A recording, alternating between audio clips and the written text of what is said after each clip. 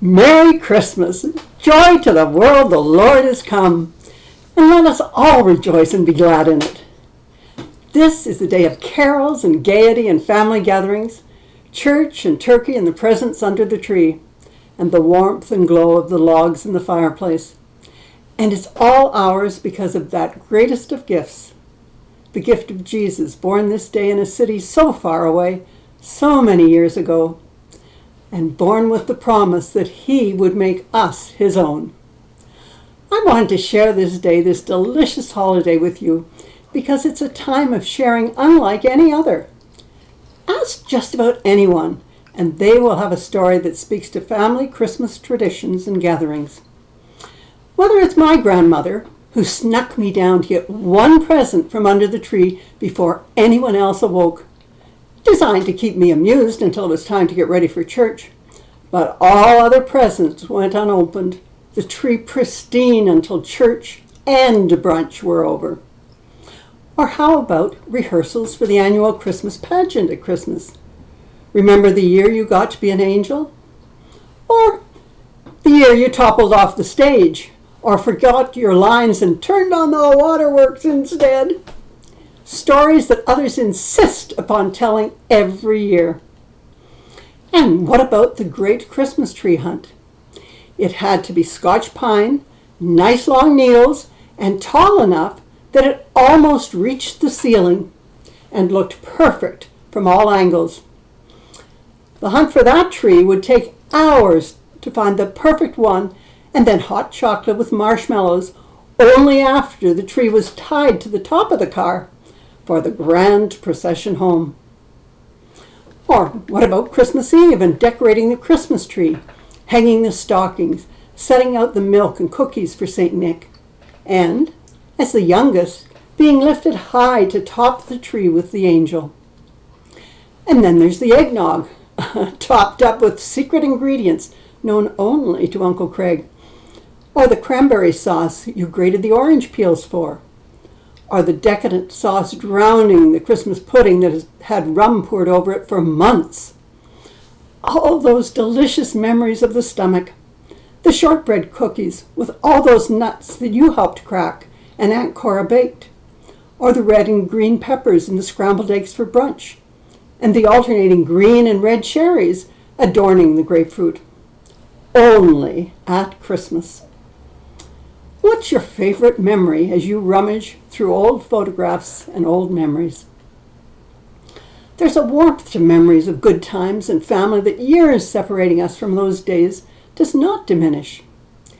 The flourishes that enhance the stories and the kindnesses that forget some parts. It all adds to the fun. Our families and the Holy Family all seem to merge somehow on Christmas Day into our hopes for the future, the prism of God's rainbow of promises for the tomorrows that will come. The lovely thing about the Christmas story is that it's so positive. Like our own stories, it's the happy and the funny, the touching and the bizarre that we recall. Now, can you imagine the stories told at Hanukkah as Jesus grew? The stories told of arriving in the busy city so pregnant and his arrival so suddenly unexpected that they did not have time to find shelter in an inn or find a friend with a spare room. Instead, a stable was all that was on offer. Or what about the story of those first hours? That would have brought laughter. There he was, surrounded by shepherds and their sheep, the cows and the donkey that had been their transport. All these animals keeping the stable warm and their eyes bright with curiosity at a human's birth in their midst. And then would come the stories of wise strangers riding camels from afar, who came with gifts of great value that provided the means for their escape to a distant land of safety. All strange and unique and ever memorable stories to be repeated over and over and over again as family and friends gathered. The great reality is that family lies at the core of our memories, our traditions, and our yearnings. That's not to suggest that all families are successful or perfect or worthy of emulation, but there's a yearning in the human heart for home and the idyllic creation that we wish it had been, even if it wasn't. Undoubtedly, that first Christmas day, Mary and Joseph held Jesus close and dreamed of a future for him. Not a future on a cross, but a future of large and small successes, teething and crawling, taking his first steps and sitting on his father's lap as he learned his trade, growing strong in faith and health, and someday becoming a husband with a wife to provide Mary and Joseph with grandchildren, growing in love and caring for his parents as they aged, as they had cared for him. For we all dream dreams as we hold our newborn. Each child is special. Each child needs love and caring and role models and education and opportunities and memories. Each of us will find our own special days and times amid the joys of Christmas. Our parents will be our first mentors, and later we find mentors on our own. And we will be mentors for our children and our grandchildren, and we will do our best to help them to be their best. For that is what Christmas is all about. The joy of being, the joy of becoming, the joy of taking advantage of the wonderful gifts that this world offers to those who believe. Just as we delight in the brightly wrapped packages under the tree, and the food we share, and the hymns we sing this holy day, so too ought we to delight in all our other days. Carry with you the memories of this day, the good times and the fun times and the holy times. They're yours to relish and yours to share. Ignore the irritations, those who come late, and those who find fault and grouse. They're of no concern. What others do or how they act must not be allowed to turn you from your joy and your Lord. This is your day and the day for you to share with your loved ones and your memories. Just love and enjoy and remember. For in sharing the magic of Christmas, we are sharing the mysteries of the home of our faith. That manger, that babe, that man and woman, that family that have been ours to emulate ever after.